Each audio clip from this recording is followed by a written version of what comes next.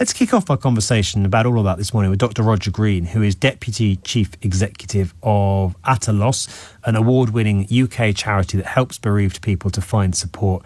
Roger, great to have you with us on the programme this morning. Let's just start with those heartbreaking pictures of Sharon Osbourne publicly grieving her late husband, Ozzy. Your reflections on those pictures and what we saw today? Clearly, Sharon is in deep mourning, and when you're mourning grieving a very public person, it's a very public demonstration, and clearly, there is grieving in the public as well. But I think it's just so important to be able to give them the space as a family, and Sharon and her children and their children, to have the space to be able to mourn and grieve privately as well. It's very clear that, the public, particularly in Birmingham, kind of feel an ownership around Ozzy. And all of those photographs were showing that today, the crowds dressed in black, the enormous respect that they had for his life. And in a sense, it's they're grieving the loss of somebody that they might not have known personally, but was so important to them in their lives. And that is an important aspect of grief. We can grieve people who we don't personally know. We think about the late Queen, for example, yes, and the grieving processes that went on then. And this is a very public demonstration of that for Ozzy and his passing.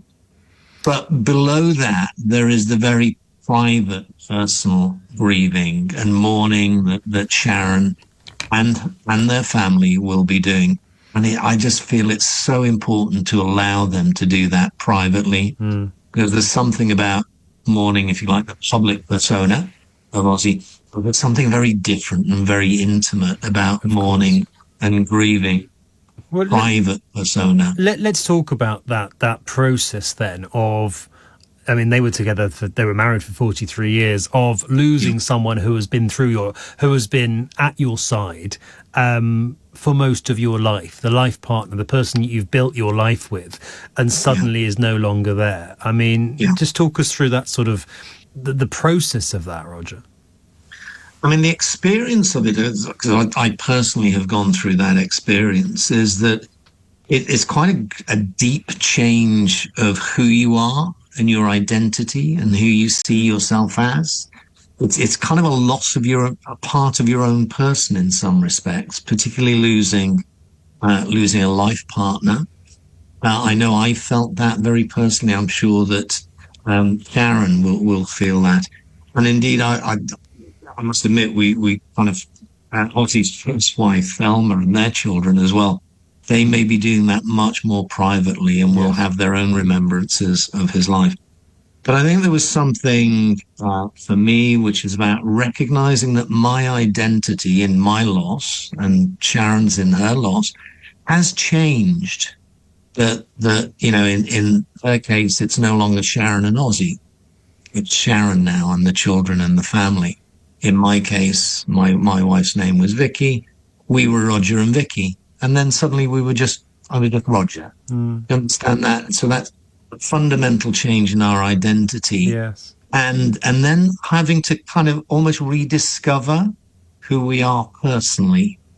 And that was a process that I experienced, and I think it is a process that most people who lose a spouse will experience if they want to live on and live well into the future. And you can live well with hope into the future at the same time as mourning and grieving the death of a loved one. And in a sense, we grow around that loss, and it matures us, it changes us, but we can carry hope into the future in that new sense of who we are. And we'll just come on to that, but just in the sort of immediate aftermath of that loss, was it impossible to imagine a life without Vicky? It was, because you were in that period of deep mourning. That's why I differentiate mourning and grieving.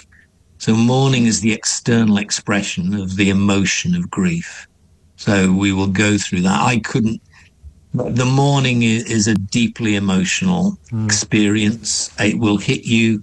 It hits you repeatedly day upon day for several days or weeks, or can be even beyond that. In my own experience, it lasted several weeks.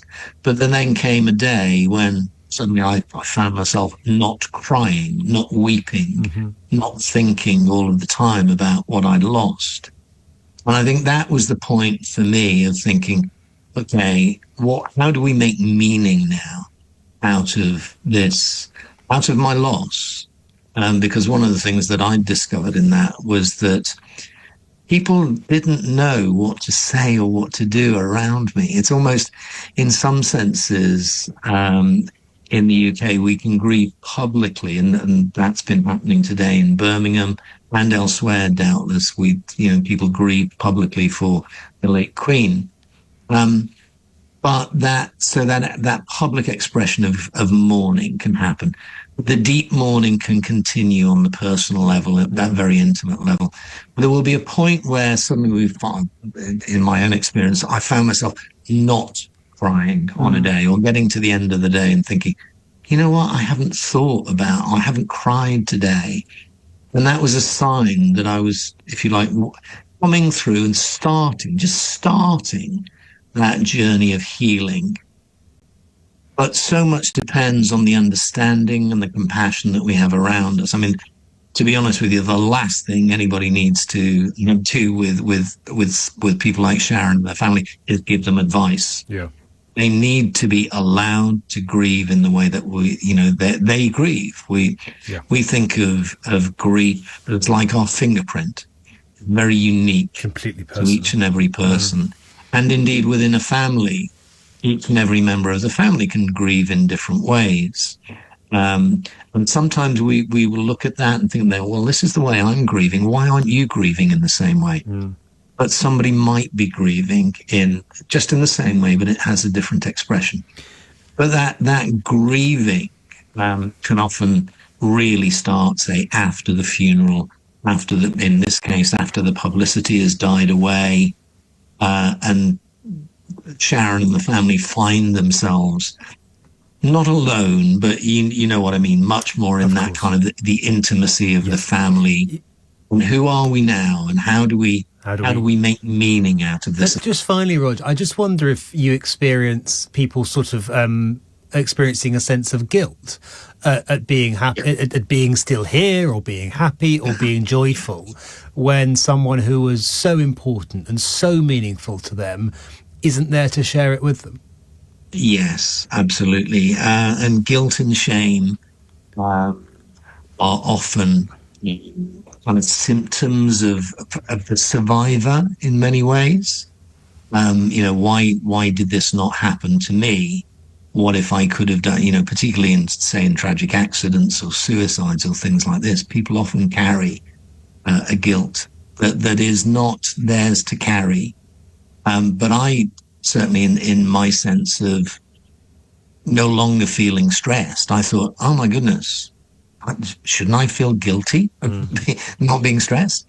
Or I remember in my own experience one day walking down the high street, and I actually had a bit of a smile on my face. And then I thought, Roger, what are you doing? You can't smile? Your wife has died a few months ago. You're not allowed to smile. And I thought, well, don't be an idiot. Of course you can smile. It's a sunny day. I love the place I live. And she would have wanted you, I'm sure. And she would have wanted me to do that as well. I'm sure she would. Roger, thank you so much. Dr. Roger Greene, Deputy Chief Executive of AtaLoss, an award-winning UK charity helping bereaved people to find support, and talking about his own experience.